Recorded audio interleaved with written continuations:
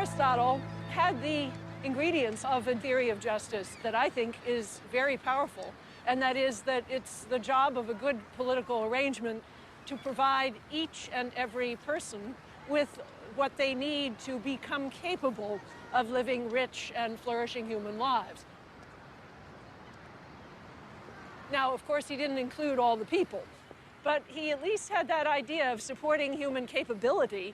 That's the foundation of my own approach. Now then, in the 17th and 18th centuries, a very powerful new approach came on the scene, and that was the social contract approach. Hobbes, Locke, Rousseau, Kant. The social contract approach was inspired by the background culture of feudalism, where all opportunities were distributed unequally to people according to their class, their inherited wealth, and their status. And so what these theorists said is, try to imagine human beings stripped of all those inherited advantages, placed in what they called the state of nature, where they had only their natural body and their physical advantages, and try to imagine what kind of arrangements they would actually make.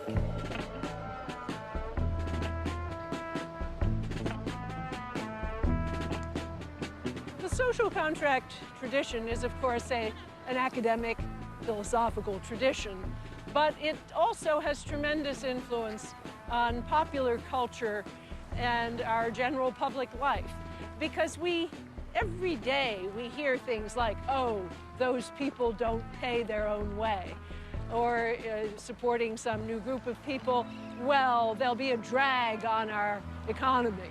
So the idea that the good member of society is a producer who contributes advantage to everyone, that is a very live idea, and it lies behind the decline of welfare programs in this country. I think it lies behind many Americans' skepticism about Europe, about European social democracy.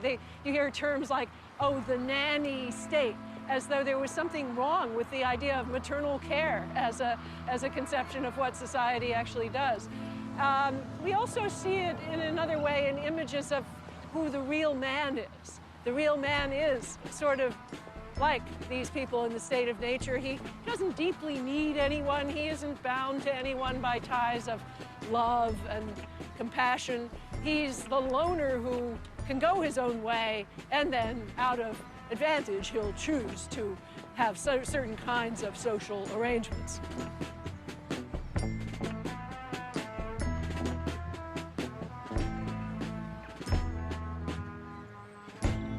The theorists of the social contract made certain assumptions that aren't always true.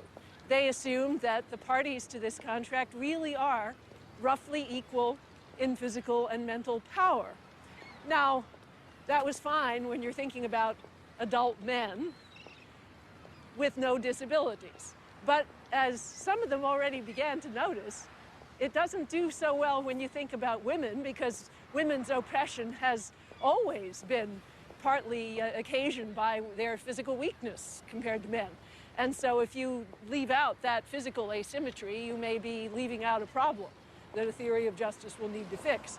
But it certainly does not do well when we think about justice for people with serious physical and mental disabilities. And in fact, some of the theorists who noticed that said, well, this is a problem, but we'll just have to solve it later. We'll get the theory first, then we'll work on this problem at some other point. Well, my thought is that this is not a small problem. There are a lot of people with serious physical and mental disabilities, but not only that, but it's all of us when we're little children and as we age. How do you think about justice when you're dealing with bodies that are very, very unequal in their ability and their power? And perhaps even harder, how do you think about it when you're dealing with mental powers that are very, very unequal in their potential? And I think that this is a really serious political problem. We have only just begun to understand how to educate children with disabilities, how to think about their political representation, how to design cities that are open to them. I mean this bridge we walked across. A person in a wheelchair can go over that bridge. But, 50 years ago, that would not have been the case. There would have been steps, and that person could not get to see this beautiful lakeshore.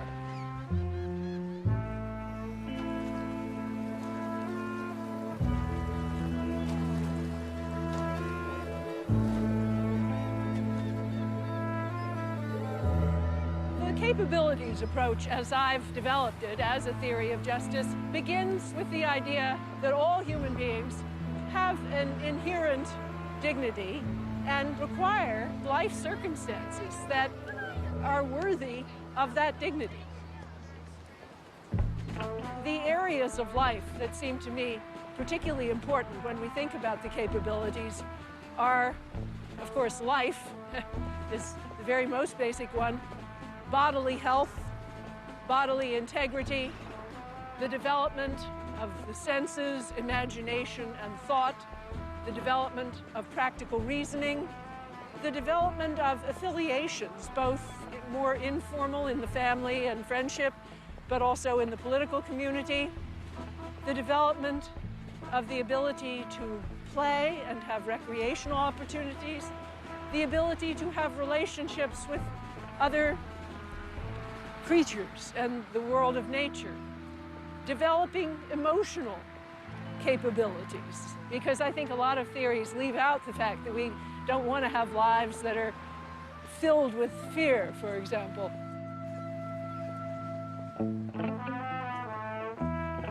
In my view, people get together to form a society, not because they're afraid and they want to strike a deal for mutual advantage, but it's much more out of love that they want to join with others in creating a world that's as good as it can be.